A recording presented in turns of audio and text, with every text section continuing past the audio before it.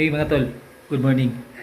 Ipapakita ko sa inyo si Boss Leon. Meron tayong ginagawang konting modification sa kanya. Pinapakanda natin si Boss Leon. Siyempre, mahal natin yan. Wow. Katulad rin ng pagpapapogi ko. Yan, bagong modification ko sa haircut ko.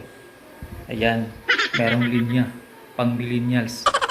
Okay, puntahan natin si Boss Leon. Samahan niyo ako.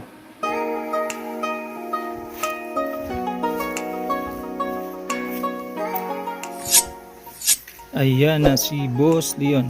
Yan o. Siguro meron kayong makikitang bago sa kanya. Yan, tingnan nyo lang kung anong nakikita nyo sa kanya nung dati.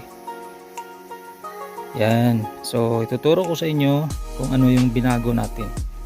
Yan ito. Simple lang. Ito.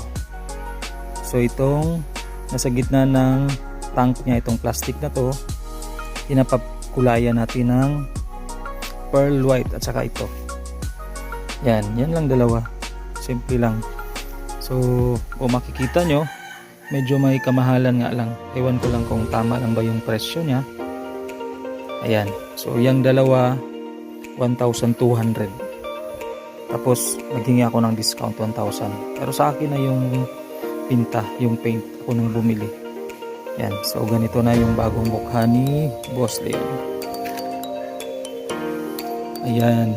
Ready for the coming Negros look and Buglasan Mototor. Okay. So ready na si Boss Leon. Poging-pogi na. Kagaya na ng may-ari.